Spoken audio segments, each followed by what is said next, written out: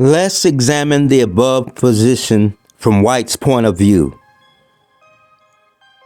What should be some ideas that you have? It is White who will make a queen sacrifice in this game. But it's not the mere execution of tactics, but home preparation. In a position such as this one, the knight eyes the e5 square.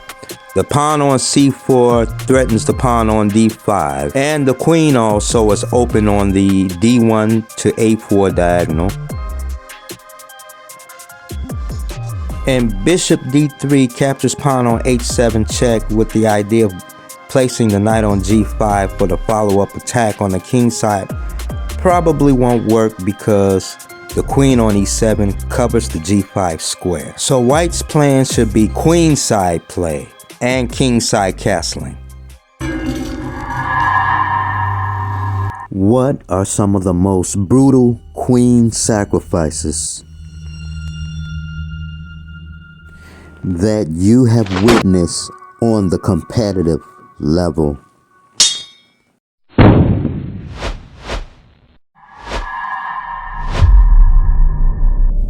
Chess Assassin presents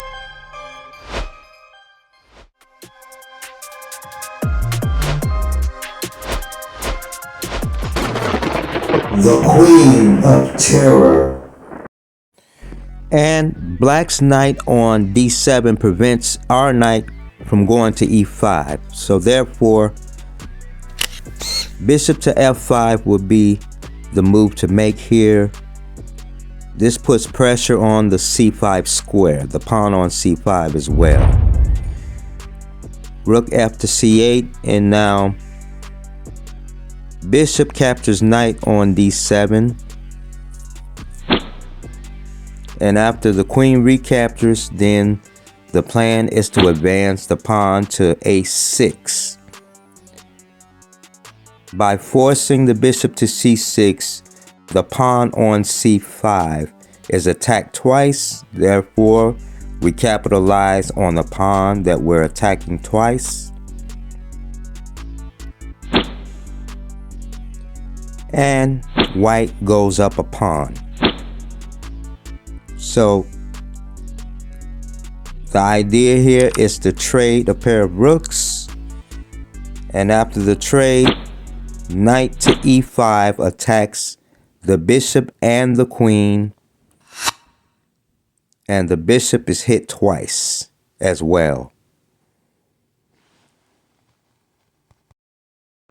If it is true that the queen is the most powerful piece on the board, then it would make sense to attack with the queen. Does attacking with the queen require you to change your whole thinking dynamic?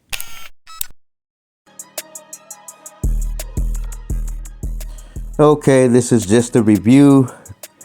Pawn to a6, bishop forced to c6, capitalize on the extra pawn, and after a pair of rooks come off the board, then knight to e5 not only hits the queen, but double attacks the bishop, and Black's response is queen to f5.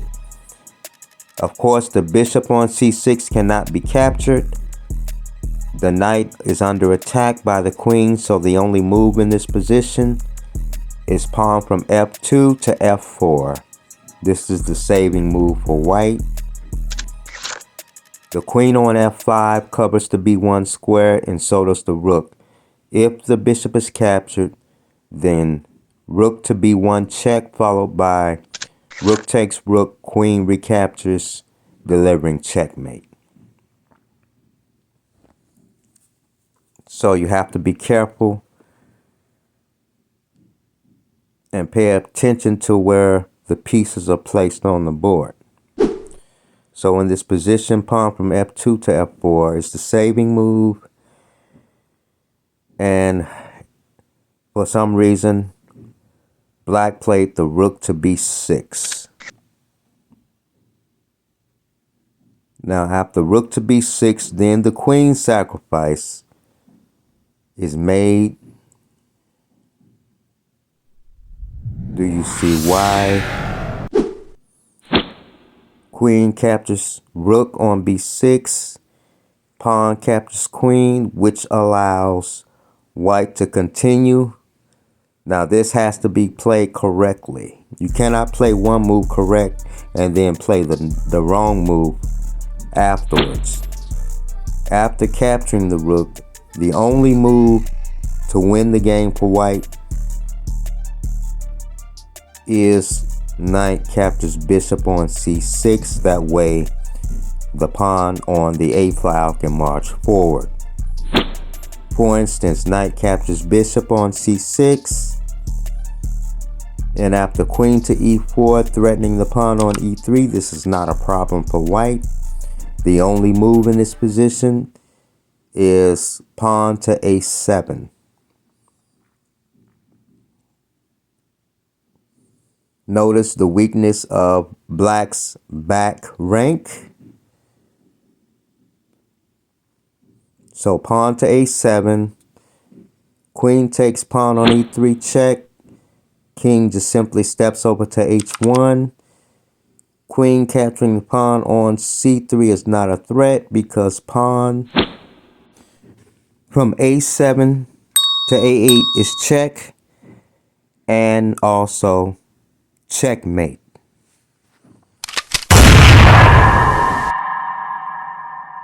Now let me introduce you to International Chess Master Steve. Oh, well, okay. Let's examine the position in the diagram above. Well, you're going to play the black side. What move should black play? The answer will be revealed at the end of this video. So be sure to watch this video to the end.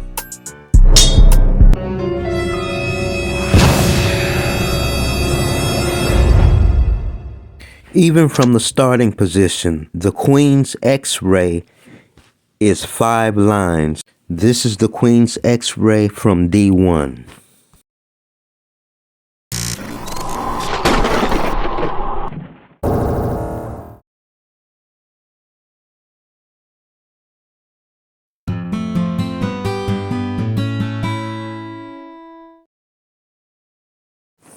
If you were playing white in this position, you will want to look at your weaknesses. White follows the principle of 2 weaknesses.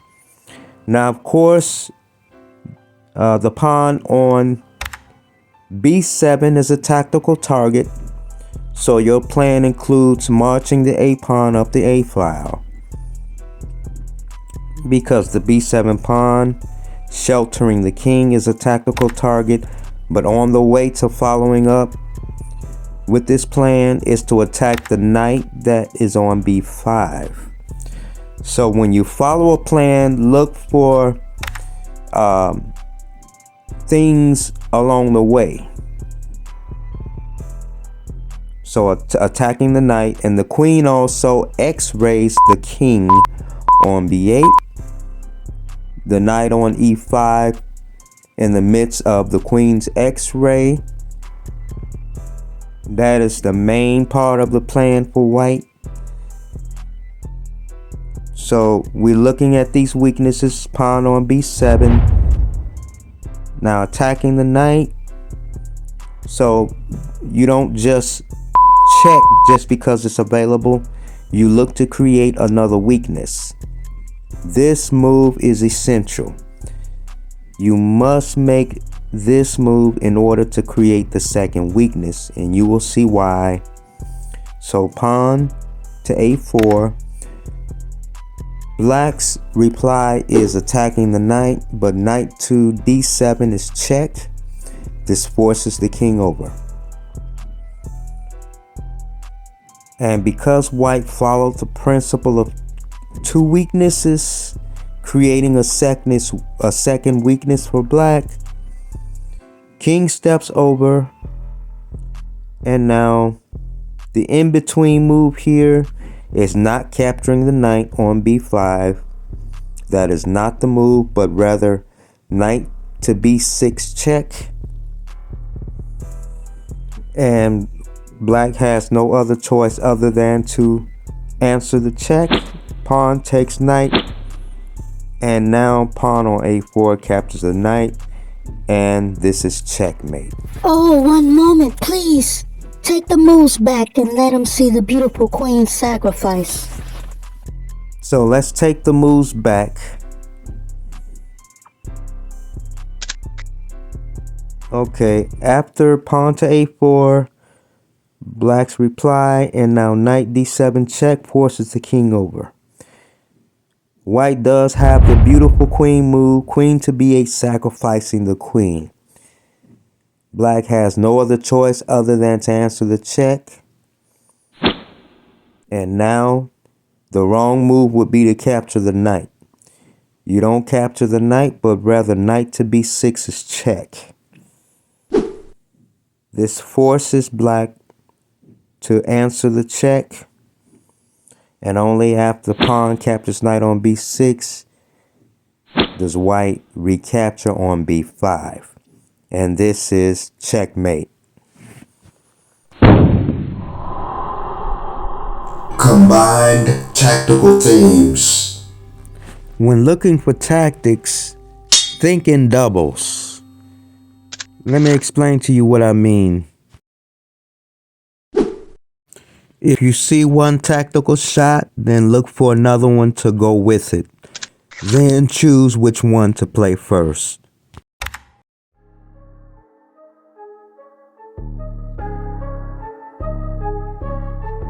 Now it's time to put your tactical vision to the test. You're playing the white side. I'm going to start out by giving you some clues. One tactical target is the pawn on g7, the rook on g3, and the bishop on h6. Then you have your rook on e1 that points to the e8 square. Another thing you notice is that the knight on d6 covers the e8 square. So the knight on d6 is also a tactical target.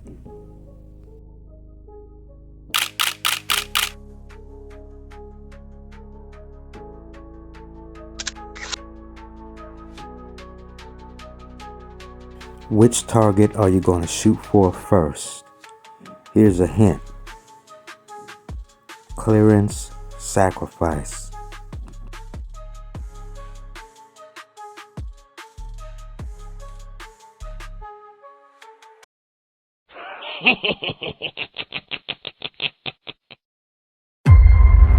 Another thing to notice is that your own knight on d5 sits in front of your queen. What needs to be done in order to gain a tempo or to create a threat? You may pause the video.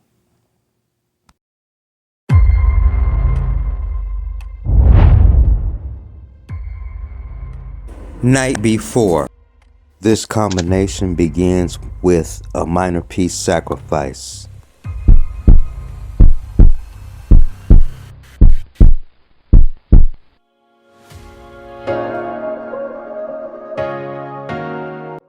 Devastating. Knight b4 unleashes the queen. The knight now is en prise for tactical reasons. The move is rook to a8, but let's see what happens if black chooses to capture the knight on b4.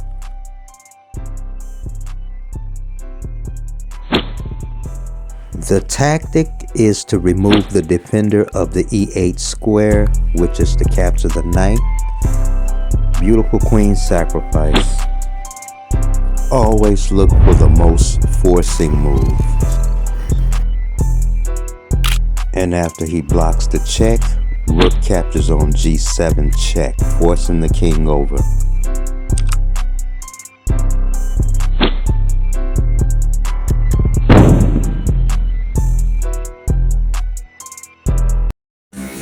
Checkmate.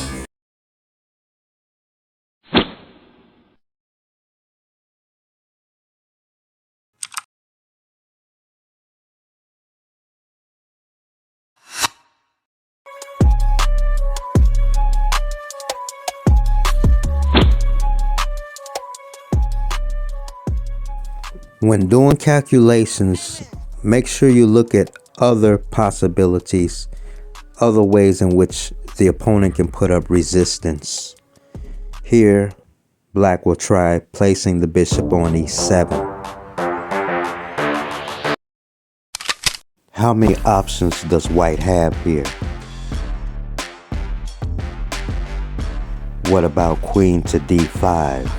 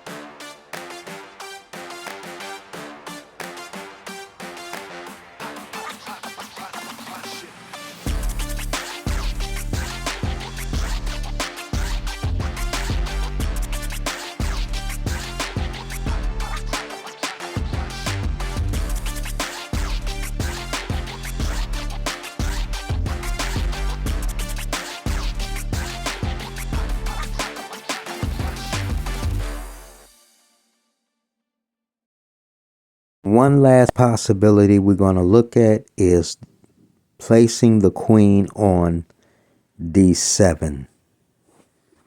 So after queen captures, queen d7, and now the weakness of black's back rank is exploited because it removed the knight. And after queen to d7, once again, white has the beautiful queen sacrifice. Queen to d5. What happens if queen takes on d5? Rook e8 followed by rook captures on g7 with check. Let's see what black does.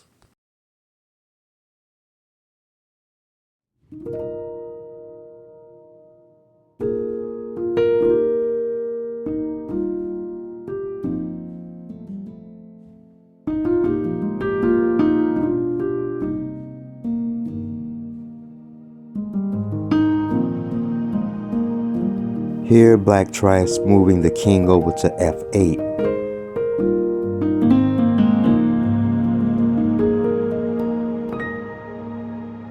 And here the decoy is exploiting the discovered attack on the king. Queen capturing on d5 diverts the queen away from the e8 square. Rook to g8 check is forced, followed by rook to e8, and rook captures on f8, delivering checkmate.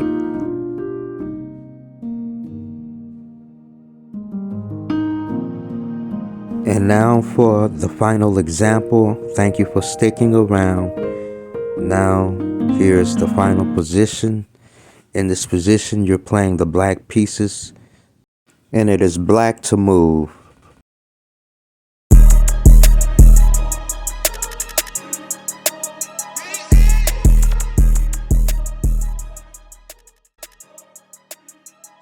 Okay, let's examine this position. The knight is the only piece that's saving the king from being checkmated right now on a1. So it's black to move, and so far your king is not in any immediate danger. You have the knight on f6, and your king also fixes white's pawn on g6.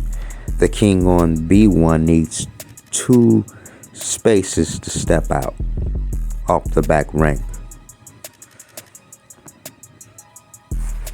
So if you were playing black, what would be your most forcing move here? You may pause the video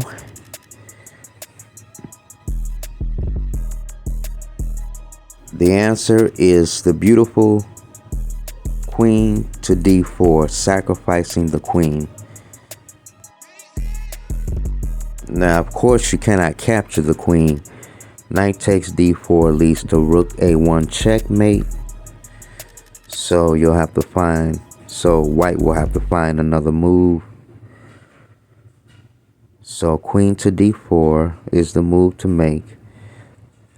Knight takes a5. Black has options of either capturing a rook on e3 or can simply play the queen to d1, checking the king.